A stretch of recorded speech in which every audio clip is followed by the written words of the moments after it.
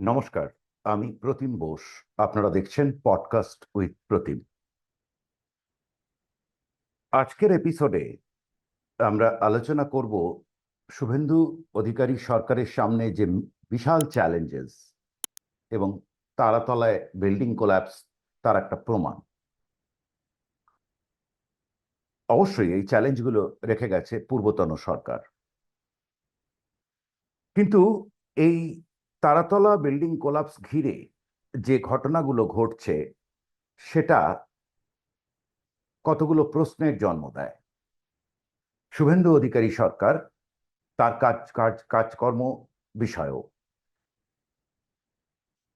প্রথমে বলি কি ঘটেছে। এখনো অবধি 16 জন মারা গেছেন।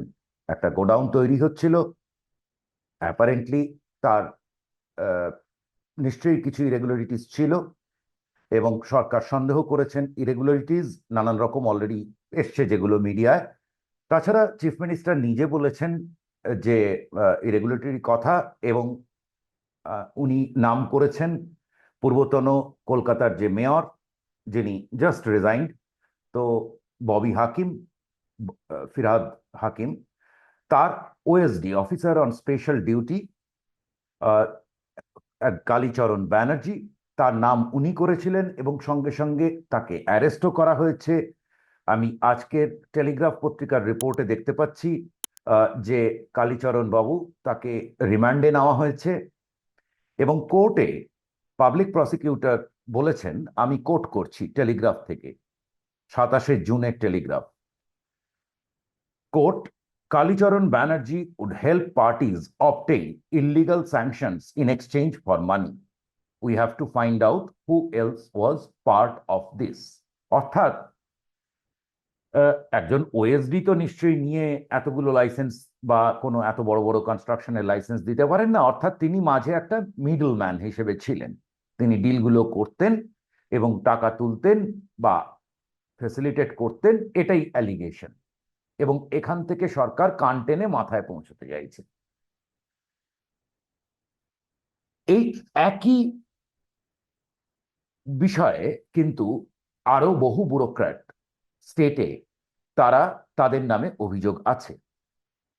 আমি সে প্রসঙ্গে আসছি।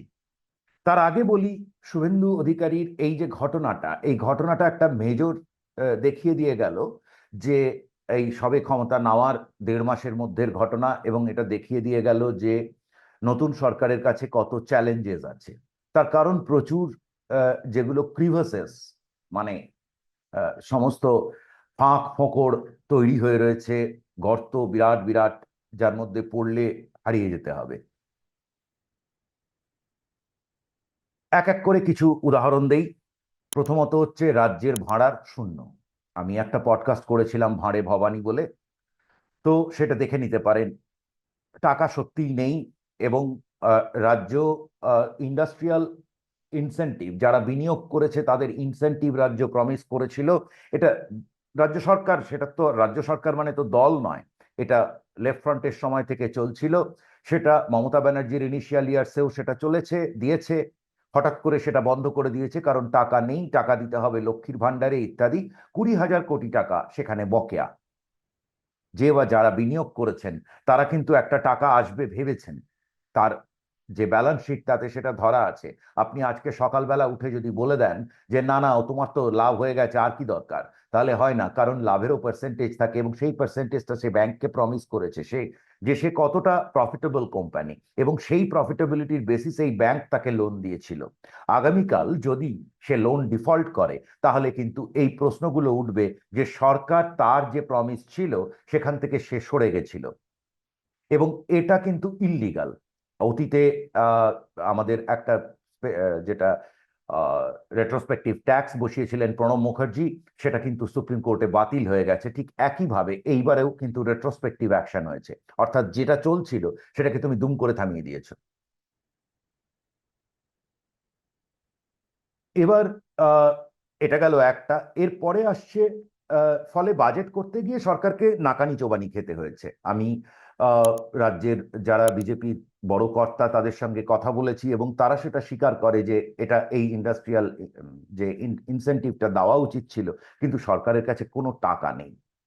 তারা আপাতত কোনো ক্রমে বাজেটটা, একজন যেটা বলেছেন আমি বলি ভার্বাটিম, তিনি খুবই বড় রাজ্যের বিজেপি নেতা, খুবই বড় নেতা, তিনি বলেছেন যে আমরা যে বাজেটটা করতে পেরেছি সেটাই সৌভাগ্য।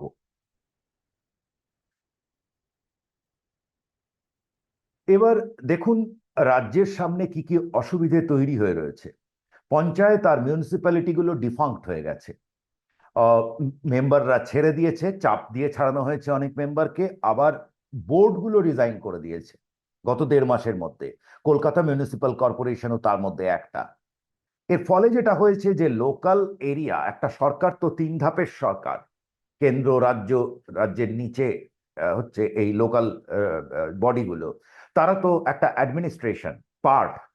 তো তারা যদি না থাকে তাহলে মানে অনেক ছোট বিষয় আছে, যেমন জন্ম মৃত্যুর সার্টিফিকেট থাকে, সেখান থেকে মানে গ্রামাঞ্চলে অনেক ছোটখাটো জিনিস লাগে, অ্যাড্রেস প্রুফ হেন তেন, তার জন্য লোকে পঞ্চায়েতে যায়।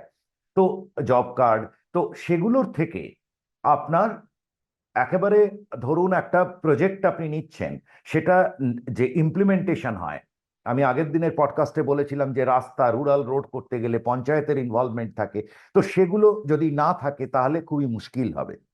এবং সেটা স্বীকার করছেন। আমি জিজ্ঞেস করেছিলাম রাজ্যের বিজেপি প্রেসিডেন্ট শ্রমিক ভট্টাচার্যকে, উনি বলেছেন যে হ্যাঁ, এটা এটা নিঃসন্দেহে অসুবিধে তৈরি করছে এবং ভাবছে সরকার এ নিয়ে কি করা যায়। হয়তো আবার ভোট হবে একটা। তার থেকেও বড় মুশকিল হচ্ছে প্রচুর ইরেগুলারিটিস রয়ে গেছে। আহ, যেমন ধরুন রুরাল এবং মানে রুরাল বডি যেগুলো পঞ্চায়েত, সেখানে একটা মেজর ইরেগুলারিটি আছে, যেটা অলরেডি এর আগেও মিডিয়াতে এসছে। তারপরে মিউনিসিপ্যালিটি, বহু মিউনিসিপ্যালিটি আছে যার অনেক দিন ইলেকশন হয়নি। আমাদের হাতের কাছেই, কলকাতার হাতের কাছে হাওড়া এবং বালি পুরসভা আছে, অ্যাডমিনিস্ট্রেটর বসিয়ে রেখে দেওয়া হয়েছিল পছন্দের লোককে। হিউজ ইরেগুলারিটিস আছে, অতীতে লেখাও হয়েছে, কিছু কিছু রিপোর্ট বেরিয়েছে মিডিয়াতে, ইন্ডাস্ট্রি এবং ইন্ডাস্ট্রিয়াল ল্যান্ড ঘটিত। নতুন আরো আবিষ্কার হয়েছে, যেমন ভারতবর্ষের একটি বিরাট বড় কর্পোরেট গ্রুপ, তারা একটা ইন্ডাস্ট্রিয়াল পার্ক তৈরি করছিল পশ্চিম মেদিনীপুরে, এবং তারা যখন ইউজারদের ল্যান্ড দিয়ে দেয়, সেটা করছিল রাজ্য সরকারের সম্মতি নিয়েই, তারা ইউজারদের ল্যান্ড দিয়ে দিয়েছে, এমন সময় রাজ্য সরকার বলে যে না, আমি এইটা উইথড্র করে দিলাম, এটা করতে হবে না। তো সুতরাং অবশ্যই সবাই মিলে ফেঁসে গেল এর মধ্যে, যে বা যারা উৎসাহ দেখিয়েছিল। অর্থাৎ রাজ্যের যে আপনি একটা ইনভেস্টমেন্ট আনবেন, একটা ডেভেলপমেন্ট করবেন, তার রাস্তাটা খুব একটা সহজ নয়, চারিদিকে গর্ত, বিরাট বিরাট গর্ত। হেলথ আর এডুকেশন ছিল হচ্ছে সব থেকে বহুল চর্চিত বিষয় গত সরকারের সময় করাপশনের জন্য। এডুকেশনের ঘটনা তো সবাই জানে, অভূতপূর্ব ঘটনা ঘটেছিল, যে একটা সরকারের প্রায় গোটা ডিপার্টমেন্টটা, এডুকেশন ডিপার্টমেন্টটা, মন্ত্রী থেকে শুরু করে তার পর অব্দি জেলে চলে গিয়েছিল। তো এবং ক্যাশ ফর জব স্কিমের জন্য এখানে এখনো প্রচুর কিছু বার করা বাকি। যত আমার পডকাস্টে এসে একজন প্রফেসর বলে গেছেন যে যতগুলো রিক্রুটমেন্ট হয়েছিল, প্রমোশন হয়েছিল কলেজ ইউনিভার্সিটিতে, প্রত্যেকটা কোয়েশ্চেনেবল, সবগুলোর রিভিউ হওয়া দরকার। আমি আশা করি নতুন সরকার সেটা করবে। হেলথ ডিপার্টমেন্টের বিরুদ্ধে জনরোষ ফেটে পড়েছিল অভয়ার মৃত্যুর পর। অভয়াকে খুন করে, রেপ করে মারা হয়েছিল, বা রেপ করে খুন করা হয়েছিল, এবং একজন ইয়াং ডক্টর, কলকাতারই আরজিকর হসপিটালে। এবং সে নিয়ে মানে এত জনরোষ পশ্চিমবঙ্গ গত তার আগের 50 বছরে কোনোদিন দেখেনি, যা ঘটেছিল। এবং আজকে যে বিজেপি সরকার এসছে, সেটা একটা কারণ এই অভয়া। অভয়ার মা, আপনারা জানেন যে উনি একজন বিজেপির এমএলএ এখন, কলকাতারই উপকণ্ঠে একটা জায়গা থেকে। শুভেন্দু অধিকারী সরকার বারবার প্রমিস করেছেন, বাইরে তো করে বলেইছেনই মুখ্যমন্ত্রী, কিন্তু অ্যাসেম্বলির ফ্লোর থেকে, যেটার অন্য লিগাল কনোটেশনস আছে, সেখান থেকে legal constitutional connotations, highest body, policy making body of the state, তো সেখান থেকে উনি বলেছেন যে কাউকে ছাড় দেওয়া হবে না, সমস্ত করাপশন খুঁজে বার করা হবে এবং দোষীরা শাস্তি পাবে। অনেক এনকোয়ারি লঞ্চ হয়েছে।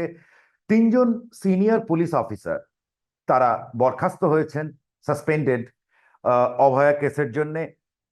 ব্যুরোক্রেসি এবং পুলিশে প্রচুর রদবদল হয়েছে,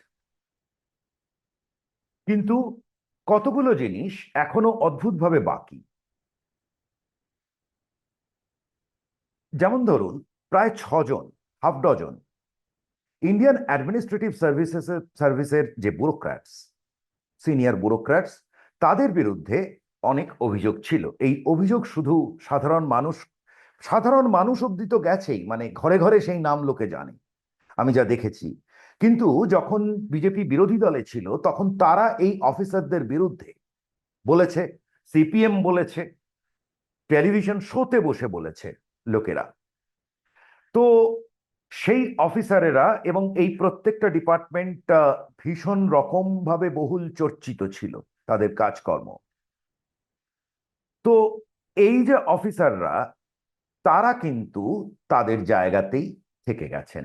একজন সরেছেন, বাকি 5জন আছেন বহাল তবিয়তে।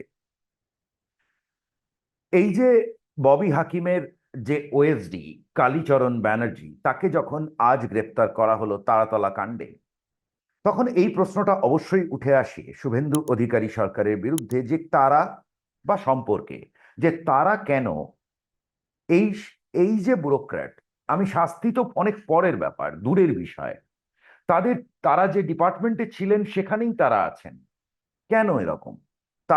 তাদের কেন রিসাফল হয়নি, ট্রান্সফার হয়নি? তো এ প্রসঙ্গে কেউ কেউ বলে থাকেন সরকারের সঙ্গে যুক্ত, এমন কেউ আমাকে বলছিলেন যে এফিশিয়েন্ট এফিশিয়েন্ট অফিসার এরা। এখন যদি এনারা এফিশিয়েন্ট হন, আমি দ্বিমত করছি না যে এনারা এফিশিয়েন্ট নন, কিন্তু প্রশ্ন তো আসেই, তার মানে এফিশিয়েন্ট অফিসার তারা ম্যানেজ করছিলেন এমন সব ডিপার্টমেন্ট যেগুলো একেবারে মানুষের ক্ষোভের কেন্দ্রবিন্দুতে ছিল, যেমন হেলথ। তো তাহলে এটা কি ম্যানেজ করছিলেন তারা? এফিশিয়েন্টলি ডিপার্টমেন্ট ম্যানেজ করছিলেন, না এফিশিয়েন্টলি করাপশন ম্যানেজ করছিলেন? এনারা তো কেউ সাধারণ মানুষ নন, যে ধরুন একজন লেবার, ধরুন একজন কেরানি, যে ভয় পাবে চাকরি। মানে সাংবাদিকদের সম্পর্কে আপনারা বলেন যে আপনারা বলেননি কেন? তো যদি কোনো সাংবাদিক বললে পরে তো আমার চাকরি চলে যেত, তাহলে আপনারাও ক্ষমা করেন না? যে আপনার তো কাজ বলা। আপনারা বুদ্ধিজীবীদের বলেন যে বুদ্ধিজীবী বলেনি কেন?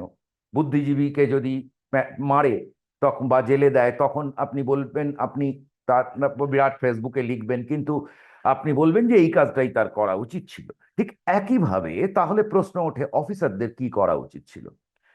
আমি জিজ্ঞাসা করেছিলাম স্টেট বিজেপি প্রেসিডেন্ট শ্রমিক ভট্টাচার্যকে এ নিয়ে, উনি এটার উত্তর দেননি। আমি ওনাকে কোট করি, আমি এর উত্তর দেব না, ঠিক এটাই উনি বলেছেন। আমি এই প্রসঙ্গটা শেষ করছি তাহলে একটা কথা বলে, যে এই যে ঘটনাটা হচ্ছে এটা খুব ইন্ডিকেটিভ হবে। এবং আমি জানি আমার যে আহ, যে আমলা মহলে যে বন্ধু আছে, যারা ভালো অফিসার, দক্ষ অফিসার, সৎ অফিসার বলে যাদের নাম আছে, রিটায়ার করে গেছেন, তারা তো সবাই আছেন। তো এই মহলটা কিন্তু গোটা জিনিসটাকে ভালো চোখে দেখছে না আসলে। আমি যতদূর খোঁজ করেছি, আমি দেখেছি যে অদ্ভুতভাবে সাধারণ লোক কিন্তু এটাকে খুব ভালো চোখে দেখছে না। তো আগামীতে শুভেন্দু অধিকারী সরকার ঠিক করবেন কেন, এদের নিয়ে কি করা হবে। এবং আহ, এটা খুব অদ্ভুত ব্যাপার যে ইন্ডিয়ান অ্যাডমিনিস্ট্রেটিভ সার্ভিসের ব্যুরোক্র্যাটদের কি কিছু করা যায় না? মানে তাদের কি গায়ে হাত দেওয়া যায় না, টাচ করা যায় না তাদের? নমস্কার, ধন্যবাদ আপনাদের পডকাস্ট দেখার জন্য। আবার দেখা হবে।